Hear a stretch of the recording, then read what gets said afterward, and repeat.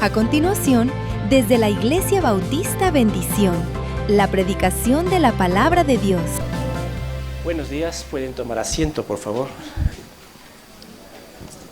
Un poquito lejos. Nuevamente es un placer estar delante de ustedes.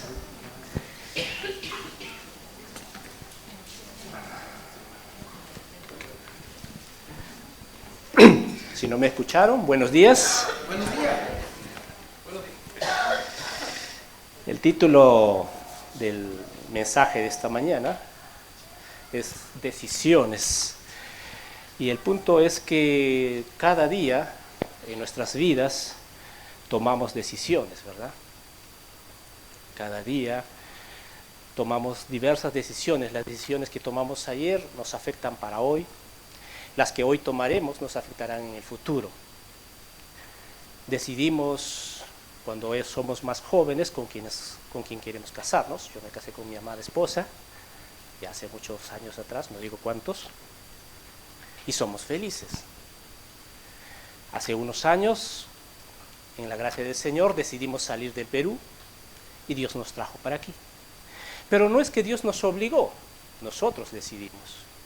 Y entonces nuestras decisiones son importantes en nuestras vidas y van a afectar no solamente a las nuestras, sino también pueden afectar a las personas que nos rodean.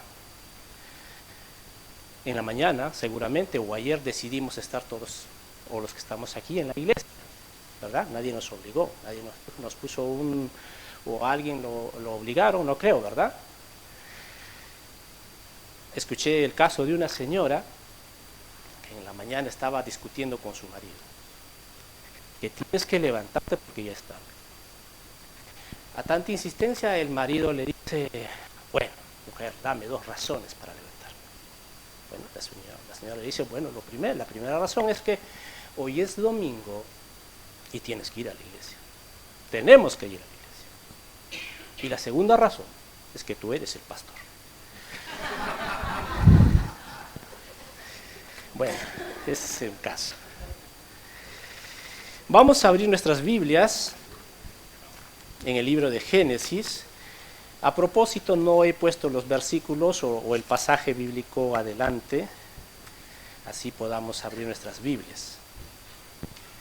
Libro de Génesis, capítulo 4. Vamos a ver 2 historias esta mañana. Vamos a ver primeramente la historia de Caín y Abel y las decisiones que se tomaron. Y luego veremos otra segunda historia en el Nuevo Testamento. Capítulo 4 de Génesis dice así: conoció Adán a su mujer Eva, la cual concibió y dio a luz a Caín, y dijo: por voluntad de Jehová he adquirido varón. Leyendo este pasaje, acá hay una enseñanza interesante, aunque no es sobre el tema de hoy, es que inclusive el sexo que nosotros tenemos fue dado por voluntad de Dios. No es que por la aventura o las circunstancias se dieron. Dios decidió que usted fuera hombre o mujer. Fue una voluntad directa de Dios. Así es que aquella persona que se opone a esta voluntad y quiere cambiar en el camino, ¿no? Esto que Dios le ha dado, pues está rebelando directamente contra la voluntad de Dios. Solamente ese punto. Y dijo Adán, por voluntad de Dios he adquirido varón. Ahora, una cosa interesante, en el capítulo anterior, Dios había dicho que enviaría a una persona que redimiría al hombre del pecado. Como consecuencia, es que de la descendencia de Caín se levantaría este Redentor. De la descendencia de Caín vendría este Redentor. Dios tenía un propósito para Caín. Y es que su descendencia sería la que redimiría. 2. Dice, después dio a luz a su hermano Abel, no dice nada más. Y Abel fue pastor de ovejas y Caín fue labrador de la tierra. Estos son los dos primeros hijos, o no sé si fueron los dos primeros, pero son los primeros dos hijos varones de Adán y Eva. Quiere decir que ellos tuvieron muchos otros hijos, o mejor dicho, otras hijas. Más adelante se conoce del tercer hijo, ¿verdad? Caín y Abel crecen y cada uno toma una labor en su vida. Abel decidió ser pastor de ovejas, no es que le impusieron. Y Caín decidió ser agricultor. Ahora, creo que sabemos un poco de la vida de un agricultor. Yo siempre pensé, a veces veía algunos dibujos y pensé que la vida de un agricultor era más sacrificado que el de un pastor. Y la verdad es que un agricultor pues se levanta muy temprano, comienza su faena, tiene que ver la plantación y todo lo demás. Y eso es lo que Caín hacía todos los días. Una vida sacrificada. Pero que al final del día pues llegaba a su casa y dormía tranquilo. Entonces yo decía, bueno, la vida de un agricultor es muy sacrificada. Sin embargo, cuando uno comienza a ver la vida de un pastor, se da cuenta que quizás sea más sacrificado. Porque un pastor, si bien es cierto, no se levanta muy temprano, las ovejas no se levantan a las 6 de la mañana o 7, se levantan cuando ya el sol va calentando, así que tiene que sacar al rebaño. Pero una vez que las saca, no sabe cuándo va a regresar, porque las ovejas no comen todos los días en el mismo lugar. Las ovejas son de esos animales que si hoy comieron acá, mañana no te vuelven a comer, prefieren quedarse de hambre, no comen allí. Tienes que llevarlo a otro lugar. Y sucesivamente, y tienes que ir llevándole a lugares distintos. Y la Biblia inclusive narra que muchos de estos pastores viajaban 2 o 3 días de camino. O sea que imagínate, regresar al final del día era casi imposible. Y tenías que quedarte cuidando. No es que te sentabas debajo de un árbol y te ponías a dormir, ¿no? A veces en las historietas se ve eso, pero en la vida real el pastor tiene que estar cuidando permanentemente. No están en el jardín del Edén, así es que las fieras están al acecho. Entonces el pastor tiene que cuidar de ellas permanentemente. Y no solamente de día, sino también de noche, ¿no? Ustedes se acuerdan la historia de Jesús cuando nace, los pastores estaban en el campo cuidando las ovejas. De día y de noche el pastor tiene que estar cuidando. Sea invierno, sea verano, no interesa. Entonces la vida de un pastor pues es un poco más sacrificado. Por otro lado, el pastor tiene que ser valiente de alguna forma, porque si se viene una fiera, no puede salir huyendo. El pastor, por eso decía Jesús, el pastor da su vida por sus ovejas. Seguimos leyendo el pasaje. Dice, y aconteció, andando el tiempo, que Caín trajo del fruto de la tierra una ofrenda a Jehová. Y Abel trajo también de los primogénitos de sus ovejas, de lo más gordo de ellas, y miró Jehová con agrado a Abel y a su ofrenda, pero no miró con agrado a Caín y a la ofrenda suya. Andando el tiempo, pasado el tiempo. Ahora, ¿de quién aprendieron Caín y Abel a hacer esto? Seguramente que Adán y Eva hacían esta ofrenda constantemente. ¿En qué consistía? Ellos llevaban una ofrenda de lo mejor que tenían y Dios respondía a través del fuego. Caía fuego del cielo y lo consumía. Era la manifestación de Dios. Era la forma como Dios aprobaba. Sin embargo, aquella manifestación, pienso yo, que Dios había comenzado a dar, comenzó también a crear una duda en el corazón de Caín, porque comenzó a mirar hacia otro lado. Imagínese que esa vocecita comience a susurrarle y decirle, tanto sacrificio y Dios ni siquiera se digna en venir a recibir, simplemente manda fuego del cielo, ¡pum!, y lo quema. ¿Para qué te sirvió? Crear una duda. Y eso fue lo que comenzó a suceder, crear una duda. Y muchas veces el diablo opera así, de aquello que es tan hermoso que Dios nos ha dado, comienza a crearnos una duda. Y entonces la verdad se va distorsionando. La manifestación de Dios a través del fuego comenzó a ser distorsionado, de tal manera que la duda crea desconfianza.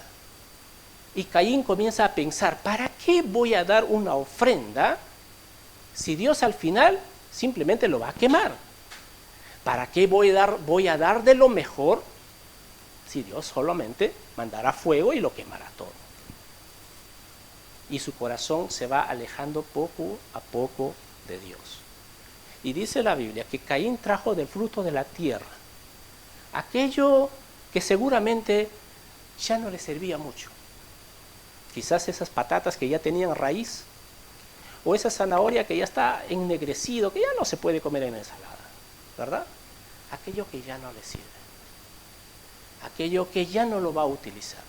Y dice, bueno, pues al final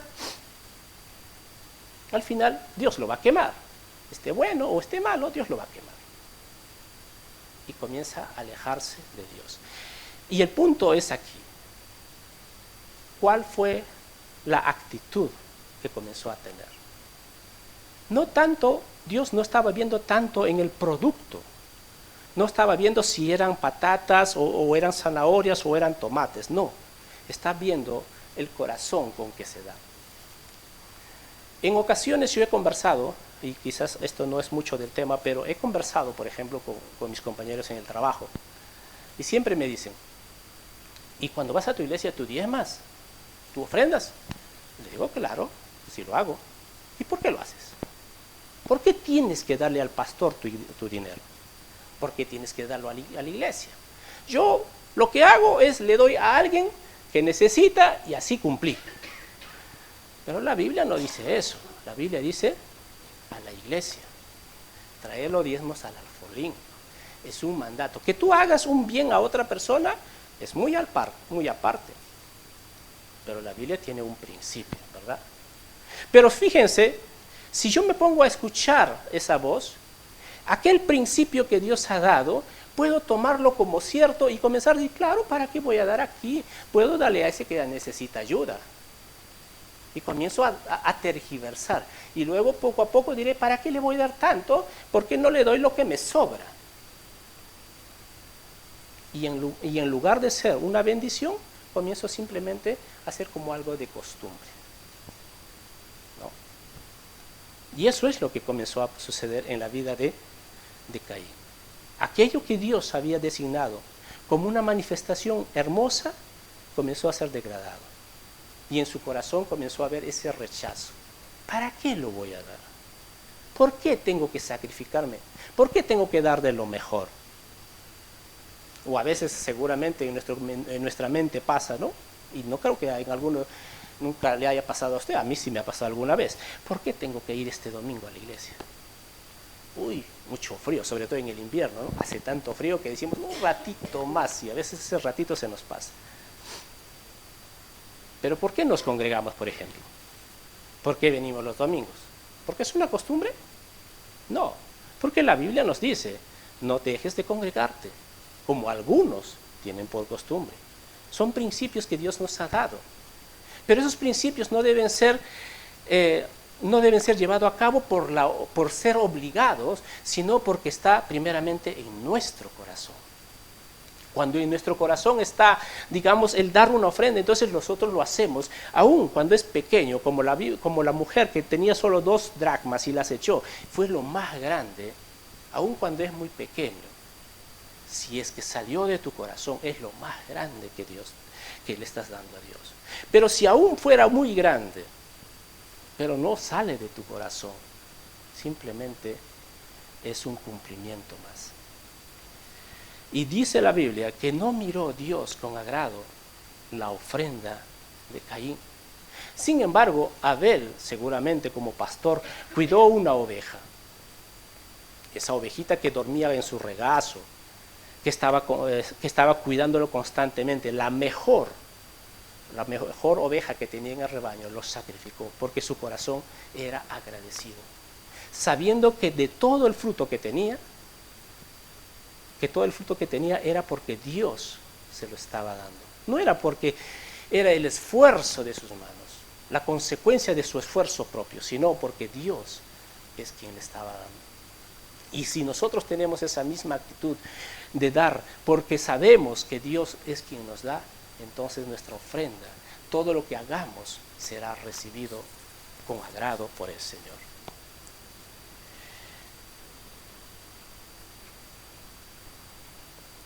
En el versículo 4 dice, y Abel trajo también de los primogénitos de sus ovejas, de lo más gordo de ellas, y miró Jehová con agrado a Abel y a su ofrenda. Pero no miró con agrado a Caín y a la ofrenda suya, y se ensañó Caín en gran manera, y decayó su semblante. Entonces, dice el versículo 6, entonces Jehová dijo a Caín, ¿por qué te has ensañado? ¿Y por qué ha decaído tu semblante? Si bien hicieres, no serás enaltecido, y si no hicieres el bien, el pecado está a la puerta. Con todo, a ti será su deseo y tú te enseñorearás de él. Cuando Caín vio que su ofrenda no fue bien recibido, no fue del agrado, en lugar de humillarse, en lugar de arrepentirse, comenzó a amargarse cada vez más. Comenzó a pensar, Dios no es justo conmigo. Si yo le estoy dando, ¿por qué no es justo conmigo? Y comenzó a echarle la culpa a Dios y no vio el error que estaba cometiendo. Y eso sucede a veces con la gente. En lugar de ver que están equivocados, piensan que la culpa es de Dios y no es de ellos mismos.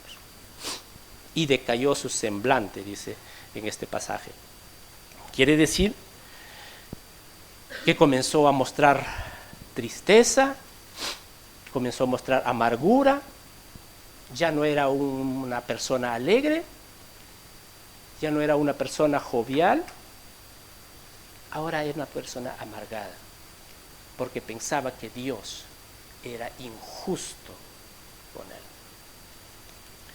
La consecuencia de esta decisión que él mismo estaba tomando, que era negativa, fue que mató a su propio hermano. Y eso dice en los versículos siguientes. Tramó una oportunidad, le dijo a su hermano, vayamos al campo. No sé cuál fue la argucia, pero tramó esta oportunidad, se levantó contra su hermano y lo mató. Fíjense, en este pasaje hay un punto interesante.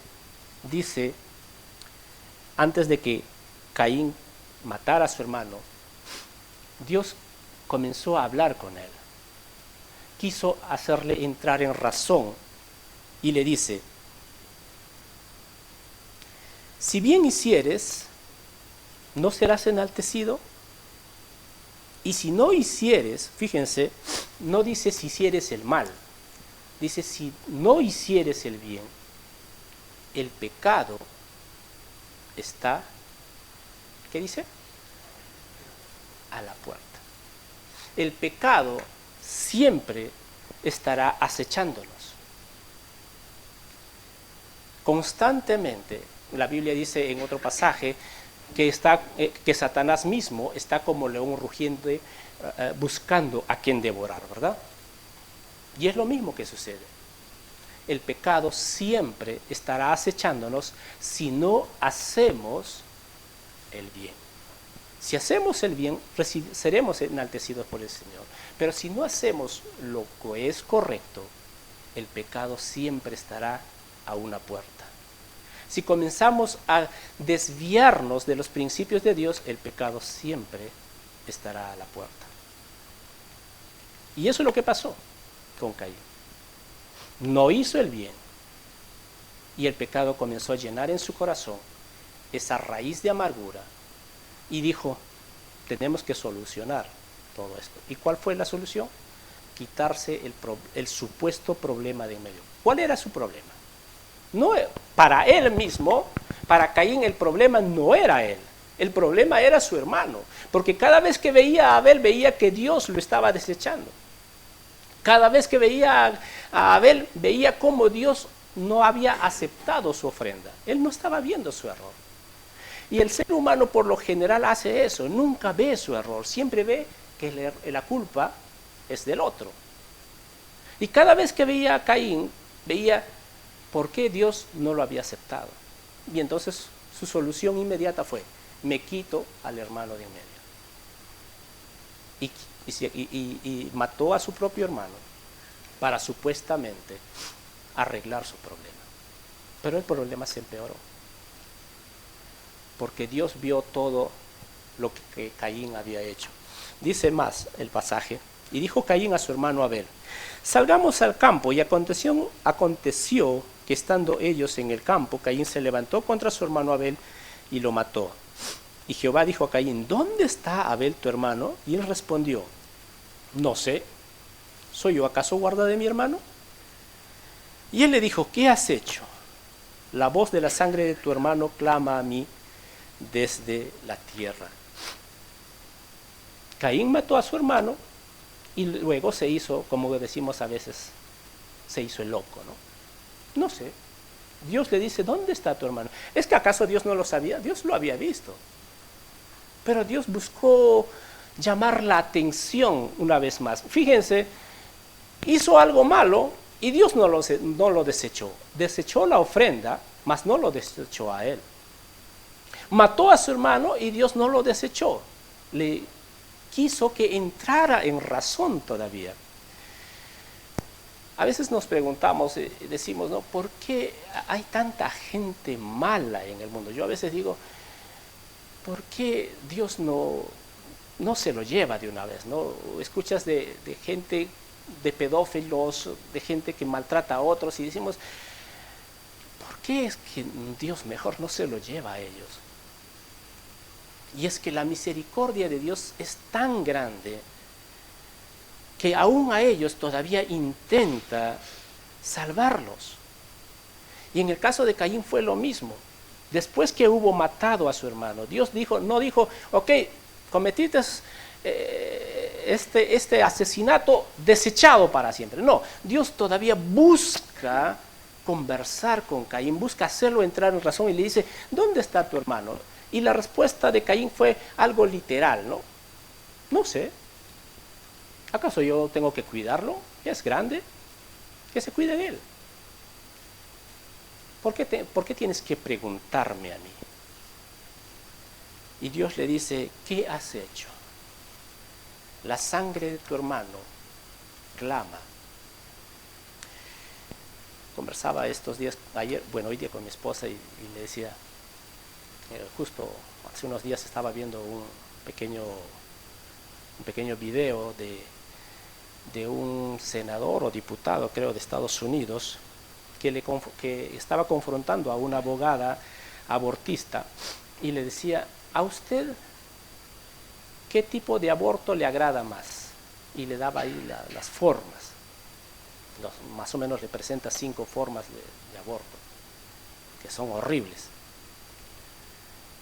Y bueno, no voy tanto al aborto, sino que me puse a pensar, y Dios pedirá, y la sangre de estos niños que han muerto antes de nacer, también clamará.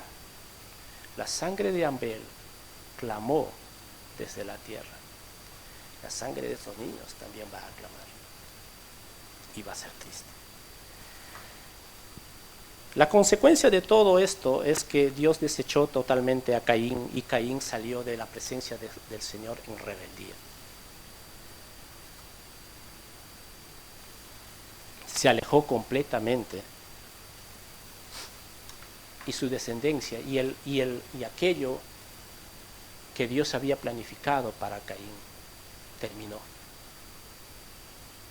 Se rebeló. La Biblia dice en este pasaje, mucho más abajo, salió pues, en el versículo 16 dice, salió pues Caín de delante de Jehová y habitó en la tierra de Nod. Cuando este pasaje está hablando de que salió Caín de la presencia de Jehová, está hablando de que Caín se rebeló contra Dios completamente y decidió olvidarse de Dios, alejarse de Dios completamente en rebeldía. Y toda la descendencia de Caín fue cada vez más empeorando hasta que se acabó con el diluvio. Así terminó la descendencia de un hombre que pudo haber sido de quien su descendencia naciera el Redentor, naciera en este caso el Mesías. Aquello que fue planificado para él nunca se cumplió. ¿Por qué? Porque él decidió tomar un camino equivocado. Proverbios 14:12 dice, hay caminos que al hombre le parece derecho, pero su fin es camino de muerte. Veamos una segunda historia. Esta historia es de dos hombres que están en el Nuevo Testamento, es parte de un grupo de 12. Vamos a ver la historia de Pedro y de Judas Iscariote. Siempre que escuchamos de Judas Iscariote decimos, la traición, ¿no? Siempre pensamos un hombre que traicionó, un hombre que engañó. Pero ¿sabían que en sí Judas, el nombre Judas, significa mi alabanza sea a Dios? Su nombre era hermoso. O sea, cuando seguramente nació, pues sus padres le dijeron, este hombre va a ser consecuencia de mi alabanza a Dios. Su nombre no es malo. O sea que cuando piensen en poner un nombre Judas, no es que están haciendo mal. Es un nombre hermoso. Depende de cada uno. Pedro y Judas. Podríamos decir quiénes fueron dos de los 12 apóstoles de Jesús. Ahora, ¿por qué Pedro y Judas? Aun cuando Judas no se identifica demasiado o no aparece demasiado, y Pedro sí, Pedro desde el comienzo se ve como uno de los líderes. Sin embargo, Judas tenía un cargo muy importante dentro del grupo de los 12, y es que él era el administrador, por eso se le decía como el tesorero.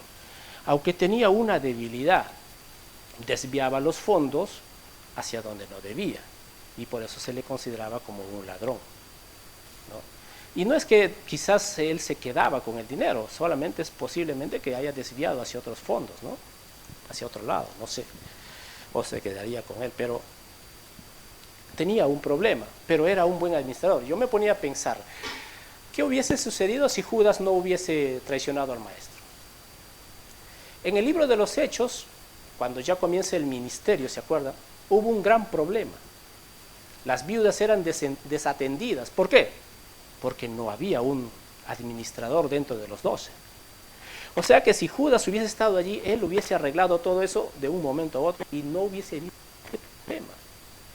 O sea, cuando Dios escogió a Judas, no dijo, a ver, vamos a escoger a los 12 y luego al final dijo, Judas, tú me vas a traicionar, no importa, ven para acá. No, él no escogió pensando que Judas lo iba a traicionar, sino porque en Judas había también un plan maravilloso. Más adelante, en el libro de los Hechos también se relata cuando hubo hambruna en Jerusalén y las iglesias tenían que enviar ayuda y alguien tenía que mover toda esta logística y quizás, digo yo solamente quizás porque no está y no sucedió, quizás Judas hubiese participado activamente en todas estas labores, recaudando los fondos para el ministerio. O sea, Dios tenía un propósito maravilloso. Tenía un potencial tan grande. Pedro tenía el don de líder y Judas tenía la capacidad de ser un buen administrador. Y si nos damos cuenta, eran dos personas que tenían aptitudes muy buenas, pero son dos personas contra las cuales Satanás se levantó completamente, porque quiso destruirlos a ellos, especialmente a ellos, y lo logró con uno de ellos. Entonces, Dios tuvo un propósito especial aún inclusive para con Judas, así como lo tuvo para con Caín. Pero muchas veces aquello que Dios tiene preparado no se llega a ejecutar, porque en el camino decidimos acabar con los planes, en cierta forma, acabar con ese, o truncar ese plan, ¿no? Vamos a abrir nuestra Biblia en el libro de Mateo, vamos a trasladarnos, creo que esto sí está ahí en la pantalla, ¿sí? Mateo capítulo 26, la última cena. Ahí está en la pantalla si desean, versículo 30. Cuando hubieron cantado el himno, salieron al monte de los olivos. Bueno, creo que me adelanté. 26, perdonen. Es el versículo 20, ¿sí? Me he equivocado allí.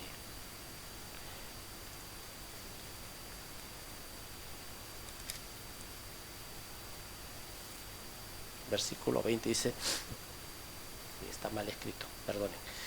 Cuando llegó la noche se sentó a la mesa con los 12 y mientras comían dijo, de cierto os digo que uno de vosotros me va a entregar. Jesús está ya en la última cena, nadie sabe lo que va a suceder y hace este gran anuncio, uno de ustedes, uno de los 12 me va a entregar. Fijaos que Jesús no dice, Judas me va a entregar, no lo dice, dice uno. Es posible, ahora Judas ya había hecho sus tratos para entregar al maestro, sí, pero pudo haberse arrepentido.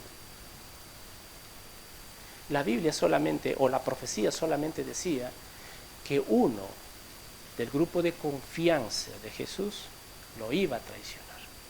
Eso estaba escrito. Pudo haber sido Judas, o pudo haber sido cualquiera de los otros 12. Inclusive pudo haber sido uno de los discípulos más allegados y que estuviera fuera de los 12. Jesús dice, uno de los 12 se sentó con los 12 y mientras comían les dijo, de cierto os digo, que uno de vosotros me va a entregar. Y entristecidos en gran manera comenzó cada uno de ellos a decirle, ¿soy yo, Señor? Entonces él respondiendo dijo, el que mete la mano conmigo en el plato, ese me va a entregar.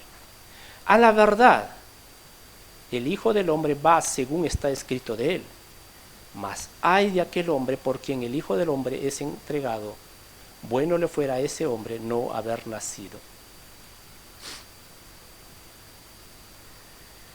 Juan capítulo 13, 27 da una pequeña acotación a este punto.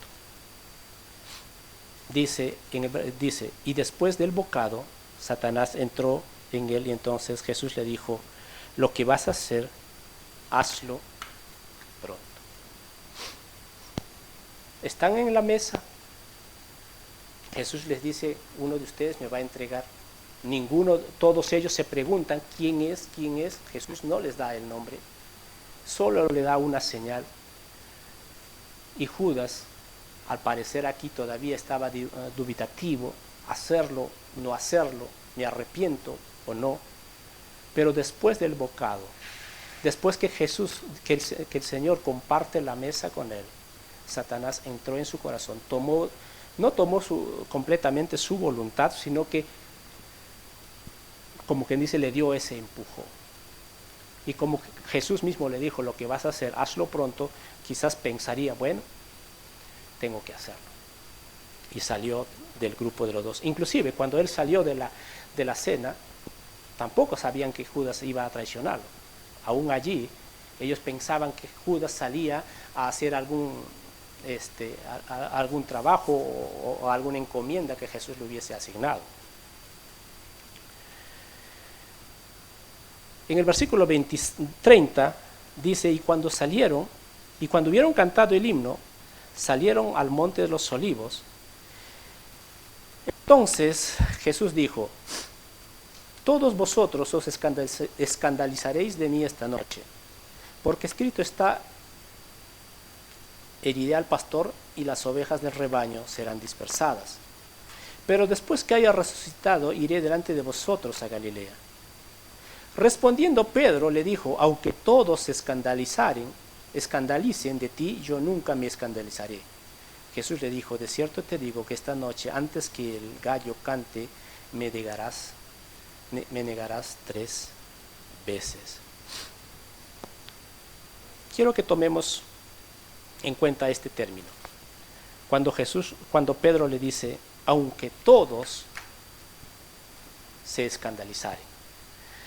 ¿Qué significa escandalizarse? Tambalearse en la fe, huir. Lo que en otras palabras Pedro le está diciendo es, Señor, aunque todos mis hermanos tambaleen en su fe, huyan de ti, yo nunca. Yo voy a estar contigo. Y otro pasaje dice que dijo, estoy dispuesto no solamente a ir a la cárcel, sino a morir por ti. Y Jesús le dice, no, Pedro, todos, fíjense lo que dice, todos me van a dejar esta noche. Y en cierta forma, no solo Judas traicionó al maestro, todos lo dejaron. Todos huyeron para salvar sus vidas. El punto no era si en ese momento dejaron, el punto era después qué hicieron. Porque todos los apóstoles, los 12, dejaron al Señor solo, huyeron para salvar sus propias vidas.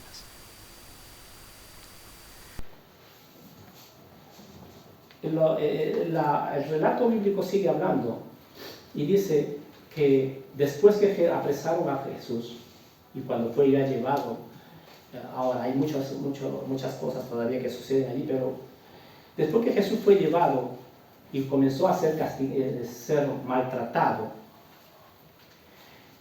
Pedro y Juan lo seguían. Lo seguían un poco de lejos, pero lo seguían.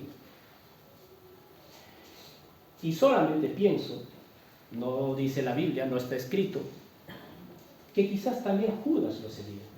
¿Y por qué digo esto? Porque cuando Pedro llega, no sé si apagó, no me escucho.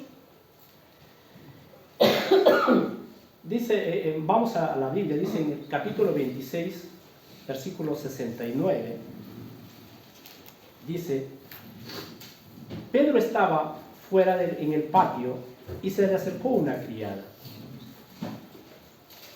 diciendo, tú también estabas con Jesús el Galileo. Mas él negó delante de todos diciendo, no sé lo que dices. Saliendo él a la puerta, le vio otra y dijo a los que estaban allí, también este estaba con Jesús el Nazareno. Pero él negó otra vez con juramento, no conozco al hombre. Un poco después, acercándose los que estaban por allí, dijeron a Pedro, verdaderamente tú eres de ellos, porque aún tu manera de hablar te descubre. Entonces él comenzó a maldecir y a jurar, no conozco al hombre, y enseguida cantó el gallo. El relato bíblico dice que Pedro y Juan siguieron a Jesús. Un poco a escondidas, llegaron donde estaba Jesús siendo maltratados, y entonces comienza este careo. Uno se levanta y dice, tú eres de sus apóstoles, y él dice, no, yo no soy. Y otra mujer dice, tú también eres de ellos, no, yo no soy. Hasta que uno dice, no, sí eres, porque hablas igual que ellos. Y la actitud de Pedro es negar y hablar con palabras incoherentes, ¿no? Comenzó a maldecir, comenzó a hacerse pasar como uno de ellos, hablar con las palabras que ellos decían. Comenzó a renegar. Lucas da una acotación especial a este punto y dice, entonces, vuelto el Señor miró a Pedro, y Pedro se acordó de las palabras del Señor que le había dicho, antes que el gallo cante, me negarás 3 veces. Cuando Pedro está en esa actitud de negarlo, el Señor voltea y le da una mirada, y quizás las miradas se encontraron, y entonces Pedro se acuerda de eso. Jesús le había dicho, me vas a negar. Y Pedro allí obstinado, no te voy a negar, y acaba de negarlo 3 veces. La Biblia relata de que Pedro salió fuera de ese lugar y lloró amargamente. Y ahora digo, ¿por qué es que pienso que Judas también estaría siguiendo a Jesús así como lo hizo Pedro y Juan? Porque cuando la Biblia dice que cuando Judas vio que Jesús era maltratado, fue ante los principales, ante los sacerdotes, y le dijo, yo he cometido algo malo, he entregado sangre inocente, y se arrepintió y devolvió todo el dinero. Solo que los sacerdotes le dijeron, a nosotros no nos importa lo que hayas hecho, nosotros ya tenemos lo que queríamos. Y no lo escucharon. Y viene ahora, ¿qué es lo que hicieron cada uno de ellos? ¿Cuál es la decisión que cada uno de ellos tomaron? Por su parte, Judas fue y se ahorcó. Decidió terminar con el problema de una forma más rápida. Yo fui el causante, me quito de en medio y se acabó. Ese es el camino rápido. Y cuando nosotros cometemos errores, el diablo siempre nos va a decir lo mismo. No sirves para nada. Quítate la vida. ¿Para qué más? ¿Verdad? Cuando alguien ha caído en un error, o quizás hasta en una infidelidad, ¿qué es lo que el diablo dice? Termina con todo. ¿Para qué? ¿Por qué vas a sufrir? Y eso es lo que hizo. Judas fue y se ahorcó y dijo, acá se acaba todo. Pero Pedro tomó el camino largo, el camino de la reconciliación. Salió fuera de ese lugar y lloró amargamente.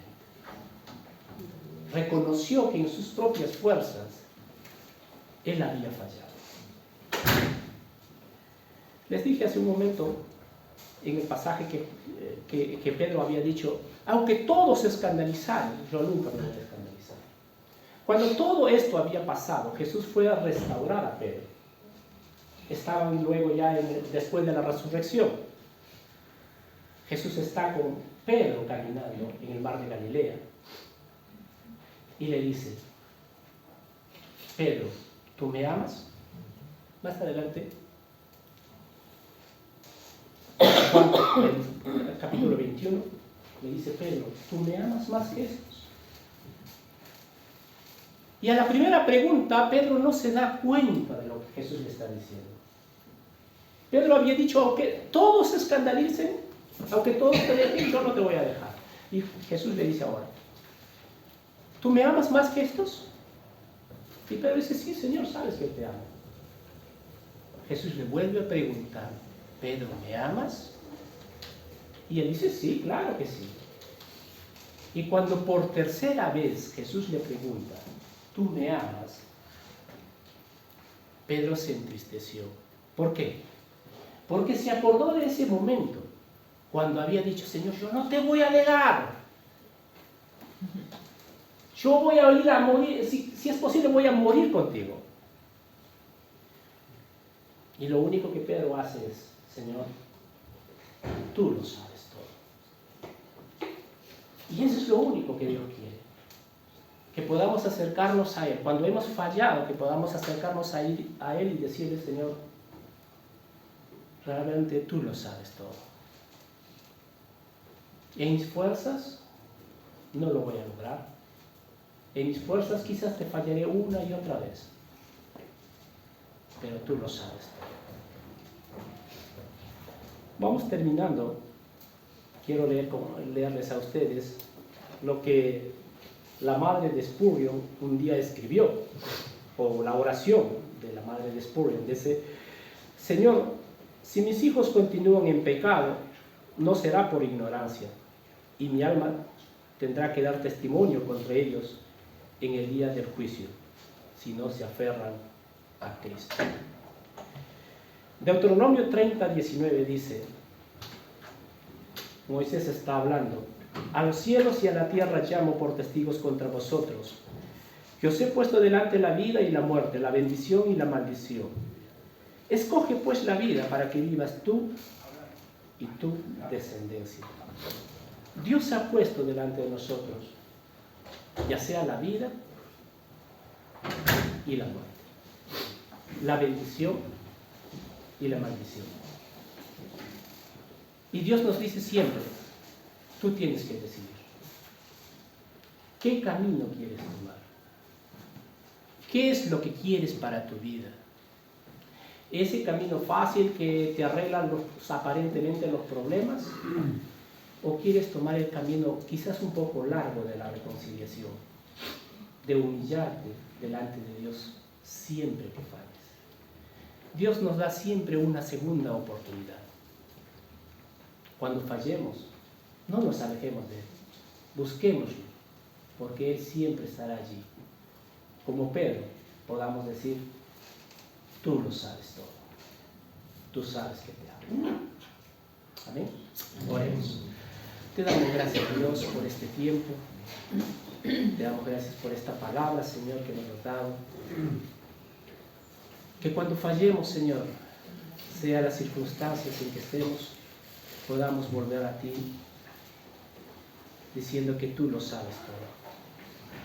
Que tú entiendes por lo que pasamos en ese instante. Que tú nos comprendes siempre. Que podamos regresar a ti. Gracias, Señor. Hasta aquí el mensaje de la palabra de Dios. Oramos que haya sido de bendición para tu vida.